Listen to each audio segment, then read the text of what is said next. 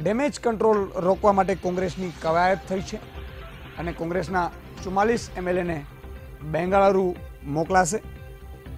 આજે રાત્રે 44 MLAને બેંગાલુરુ મોકલવામાં આવશે। ફ્લાઇટની ટિકિટ બુક કરી લેવામાં આવી છે। મણિભાઈ વાઘેલા, મહેશ પટેલ, કાંતિ ખરાડી, જોઈતા પટેલ રાતની ફ્લાઇટમાં બેંગલુરુ જશે। જે રીતે કોંગ્રેસના MLO ખરી રહ્યા છે એને 8 ઓગસ્ટ સુધી નેપાળ સહિતના પંજાબ સહિતના સ્થળે લઈ જવાની એક વાત હતી ડેમેજ કંટ્રોલની, પરંતુ બેંગલુરુ આખરે જવાનો નક્કી કર્યું લાગે અહેમદભાઈ પટેલે। અને અહેમદભાઈ પટેલ પોતાની ચૂંટણી જીતવા માટે આ તમામને બેંગલુરુ મોકલવાનો પ્રયાસ કર્યો છે। ફ્લાઇટથી આજે રાતે બેંગ્લોર આ તમામ ધારાસભ્યો જશે। અમદાવાદથી બેંગલુરુ જાય તેવી શક્યતા સેવાઈ રહી છે। જે રીતે સૂત્રો તરફથી માહિતી મળી રહી છે, ગુજરાતમાં ખજુરાહોનું પુનરાવર્તન થઈ રહ્યું છે। જે રીતે કોંગ્રેસના ધારાસભ્યો ખરી રહ્યા હતા એને અનુસંધાને બેંગ્લોર મોકલવાનો એક પ્લાન થયો છે। હું આપને જણાવી દઉં કે જે રીતે 44 ધારાસભ્યો એટલા માટે કે અત્યારે રાજ્યસભાની સીટ માટે 44 ધારાસભ્યોની જીત સપોર્ટ છે એ જીત માટે ખૂબ જરૂરી છે। પહેલાં 46 હતું, પરંતુ જે રીતે ધારાસભ્યો રાજીનામા પડ્યા છે એટલે 182માંથી એ સંખ્યા ઘટી ગઈ છે। એટલે હવે 44 ધારાસભ્યો જીત માટે જોશે। પરંતુ જે રીતે કોંગ્રેસે એક દાવ વધુ ખેલ્યો છે અને ખાસ કરીને અહેમદભાઈ પટેલે પોતાની સીટ બચાવવા માટે આ 44 ધારાસભ્યોને મોકલવાનો એક પ્રયાસ કર્યો છે, પણ આ પ્રયાસ કેટલો સફળ થાય આગામી સમય બતાવશે। કારણ કે જે રીતે ગાંધીનગર મહાનગરપાલિકાની વાત કરીએ તો તમામ જે ગાંધીનગર મહાનગરપાલિકામાં કોંગ્રેસના કોર્પોરેટરો હતા એને માઉન્ટ આબુ મોકલવામાં આવ્યા હતા અને જે ચૂંટણી હતી જે ફાઇનલ જ્યારે શપથ જે કરવાની ગણતરી હતી એ દિવસે એને પરત લાવવામાં આવ્યા। અને જ્યારે એ ઉમેદવારો જે કોર્પોરેટરો કોંગ્રેસના ત્યાં ગયા હતા માઉન્ટ આબુ, એમાંથી જ એક કોર્પોરેટર જે 1 કે 2 ખૂટતા હતા એ જ કોર્પોરેટર અહીંયા આવી અને ભાજપનો મેયરનો ઉમેદવાર બન્યો અને અત્યારે ગાંધીનગર મનપા છે એ ભાજપની છે, જે ખરેખર કોંગ્રેસની હોવી જોઈતી હતી। એ જ રીતે 44 ધારાસભ્યોને કદાચ મોકલવાનો પ્રયાસ કર્યો હોય અહેમદભાઈએ, તો આ પણ જોખમ કર્યું કે 8મી ઓગસ્ટે જ્યારે ચૂંટણી છે ત્યારે પરત લાવવાના છે, પરંતુ એમાંથી પણ જો કેટલાક 8-10 ક્રોસ વોટિંગ કરી નાખે તો મુશ્કેલ શકે। પરંતુ જો ન થાય ક્રોસ વોટિંગ તો કોંગ્રેસ માટે સારા સમાચાર ગણી શકાશે, કારણ કે અહેમદભાઈ પટેલને હરાવવા માટેનો પણ એક પ્લાન ઘડાયો છે। દેવસિંહ બારડ, બ્યુરો ચીફ જોડાયા છે અમારી સાથે। દેવસિંહ, શું લાગી રહ્યું છે? આ ફ્લાઇટ બુકિંગ થઈ રહ્યું છે, ફરીથી ખજુરાહોનું પુનરાવર્તન થઈ રહ્યું છે, ડેમેજ કંટ્રોલનો એક પ્રયાસ છે, શું કહેશો? જી, કોંગ્રેસમાં ડેમેજ કંટ્રોલની કવાયત શરૂ કરી દેવામાં આવી છે, કારણ કે છેલ્લા 2 દિવસની અંદર જે પ્રકારની ઘટના બની એ ઉપરથી કોંગ્રેસે આ એક લેટ કવાયત શરૂ કરી છે, પણ લેટ શરૂ કરી છે, પણ અંતે કવાયત શરૂ થઈ ગઈ છે।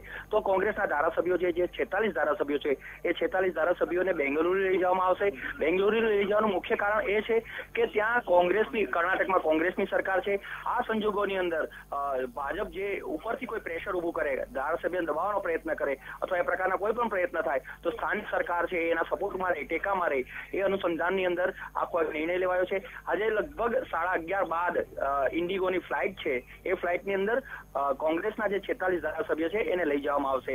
અને બીજી વાત એ છે કે આની સાથે ભરતસિંહ સોલંકી, અર્જુન મોઢવાડિયા અને શક્તિસિંહ ગોહિલ સહિતના મહત્વના નેતાઓ પણ સાથે રહેશે। તો આ એક આખી કવાયતના ભાગરૂપે એટલે કોંગ્રેસ જે અહેમદ પટેલની જે સીટ છે અને રાજ્યસભાની સીટ છે એને ધ્યાનમાં રાખીને હવે વધારે કોઈ રાજીનામા ના પડે તો એ ધ્યાનમાં રાખીને આખો એક નિર્ણય લેવાનો છે। એક મહત્વનું કહી શકાય આ એક ખજુરાહો છે, એ ખજુરાહો પાર્ટ 2 કહી શકાય, કારણ કે શંકરસિંહ વાઘેલાએ જ્યારે બળવો કર્યો હતો ત્યારે ખજુરાહોની અંદર એના ધારાસભ્યો લઈ જવામાં આવ્યા હતા એ સમયે, અને એ સમય બાદ આ બીજી એક ઘટના છે કે ધારાસભ્યોને આઉટ સ્ટેટમાં લઈ જવામાં આવી રહ્યા છે અને એક ખજુરાહોનું પુનરાવર્તન કહી શકાય। બીજો મુદ્દો એ છે કે 7 જેટલા ધારાસભ્યો છે જે કોંગ્રેસના એ આની અંદર સામેલ નથી, એટલે કે શંકરસિંહ ગ્રુપના જે શંકરસિંહ વાઘેલા છે, સાથે સાથે એના પુત્ર છે, આ ઉપરાંત જે સૌરાષ્ટ્રમાંથી 2 ધારાસભ્યો છે, જે જસદણના ધારાસભ્ય છે અને જામનગરના એક ધારાસભ્ય છે, એ સહિતના જે 7 ધારાસભ્યો છે એ આની અંદર જોડાયા નથી. આનો મતલબ એ છે કે આવતા દિવસોની અંદર આ 7 ધારાસભ્યો છે રાજીનામા ધરી શકે છે, ક્યાં ભાજપમાં જોડાઈ શકે અને એ સંભાવનાઓ છે એ બળતર બની છે. જી દેવસિંહ, શું લાગી રહ્યું છે કે જે ધારાસભ્યોને લઈ જવામાં આવે છે, કારણ કે શરૂઆતથી જ ભાજપ છે એ સંપર્કમાં છે આ ધારાસભ્યોની, અને ભાજપે જે રીતે બળવંતસિંહ રાજપૂતનું ફોર્મ ભર્યું છે એટલે જે રીતે ભાજપે પણ પોતાની તૈયારી કરી લીધી છે, અમિત શાહ ગ્રુપ છે સામે, એટલે એ ધારાસભ્યોને પહેલેથી જ ફોડી લેવામાં આવ્યા હોય અને એમાંના કેટલાક ધારાસભ્યો બેંગ્લોર જલસા મારી અને પાછા આવી જાય અને ફરી પાછા અહીંયા ક્રોસ વોટિંગ કરી દે એવી સંભાવના ખરી? જી, આ તમામ સંભાવના છે જોવાઈ રહી છે અત્યારે, કારણ કે આ એક હવે વર્ચસ્વની અને પ્રતિષ્ઠાનો મુદ્દો બની ચૂક્યા છે. કારણ કે એક બાજુ છે એ અહેમદ પટેલ છે જે સૌથી સિરિયસ નેતા ગ્રુપમાં આવે છે કોંગ્રેસનો, અને કોંગ્રેસની અંદર સોનિયા ગાંધી પછીનું જે મહત્વનું સ્થાન કહી શકાય, રાહુલ ગાંધી અને સોનિયા જે ગાંધી પરિવાર પછીનું મહત્વનું સ્થાન કહી શકાય તો એ છે, અને એની રાજ્યસભાની સીટ છે એનો મુદ્દો આવીને આખી વાત અટકી ગયો છે. સામે નરેન્દ્ર મોદી અને ખાસ કરીને અમિત શાહની પ્રતિષ્ઠાનો મુદ્દો આવી ચૂક્યો છે, કારણ કે એને અહેમદ પટેલના જ ખાસ કહી શકાય, બલવંતસિંહ રાજપૂત અત્યારે અહેમદ પટેલ સામે ઉભા છે, એ બલવંતસિંહ રાજપૂત છે અહેમદ પટેલના ખાસ ગ્રુપમાં કહી શકાય, અને અત્યાર સુધી એવું માનવામાં આવતું હતું કે અહેમદભાઈ જે કે એ જ બલવંતસિંહ રાજપૂત કરે છે, તો આ એક ઊંધી ગેમ પડી ગઈ છે. અને અમિત શાહે જે બલવંતસિંહ જે પટેલના ખાસ હતા એવા વ્યક્તિને જ પોતાની સામે ઉભા રાખ્યા છે. આ સંજોગોની અંદર પૈસાની પણ મોટી લેતી દેતીનો વ્યવહાર થઈ શકવાની સંભાવના છે. સામ દામ અને દંડ ભેદની જે નીતિ છે એ નીતિ પણ આવી શકે એમ છે. તો એ સંજોગોની અંદર ધ્યાનમાં રાખીને કોંગ્રેસે તમામ પ્રિકોશનના પગલાં લીધા છે. બની શકે કે અહીંયા ધારાસભ્ય હોય અને એ કોઈ પૈસાની લાલચમાં ખરીદાઈ જાય, અથવા તો આજે જે પ્રકારનો આક્ષેપ કરવામાં આવ્યો છે કે 10 કરોડ સુધીની ઓફરો ધારાસભ્યને મળી છે, તો 10 કરોડ અને એના પછીની પણ ઓફરોની અંદર કોઈ ધારાસભ્ય લલચાઈ ના જાય, તો એ ધ્યાનમાં રાખીને કોંગ્રેસે આ પ્રકારનું એક પગલું ભર્યું છે. બીજો મુદ્દો એ છે કે અહેમદ પટેલની જો સીટ છે એ નીકળી જાય, અથવા તો અહેમદ પટેલ કોઈ કારણે હારની સ્થિતિ ઉદ્ભવે, તો આ સંજોગોની અંદર આખા ભારતની અંદર કોંગ્રેસનું નાક કપાય એવી પ્રકારની સ્થિતિ ઉદ્ભવી રહી છે. બીજી વસ્તુ કે જો અહેમદ પટેલ જો હારે, માની શકો કે એ પ્રકારની ઘટના બને, તો અહેમદ પટેલનું જે કદ છે એ નેશનલ લેવલ ઉપરનું કદ, પણ એ કદ છે એ ડાઉન થાય. આ તમામ સંજોગો માટે અહેમદ પટેલ માટે પણ એક પ્રતિષ્ઠાનો મુદ્દો બની ચૂક્યો છે. કોંગ્રેસની જે અહીંયા ગુજરાતની ટીમ છે એના માટે પણ પોતાના નેતાને જીતાડવો એ સૌથી મોટો પ્રતિષ્ઠાનો મુદ્દો બની ચૂક્યા છે. આમ અત્યારે જે પ્રકારની ટક્કર ચાલી રહી છે એ ટક્કર છે નરેન્દ્ર મોદી, અમિત શાહ અને કોંગ્રેસની જે શિરસ્થ નેતાગીરી, એટલે કે દિલ્હીની નેતાગીરી, એ પ્રકારની પોતાનું વર્ચસ્વની લડાઈ, પોતાની ઇમેજ અને પોતાના પેલા જે આખી જે લડત છે એ પ્રકારના મુદ્દા ઉપર આવી ગઈ છે. તો આ મુદ્દાની અંદર પૈસા એ ગૌણ મુદ્દો બની જાય છે, સામદામ દંડ ભેદની નીતિ એ પણ ગૌણ બની જાય છે. તો આમ તમામ પ્રયત્નો છે એ બંને પક્ષો કરી રહ્યા છે.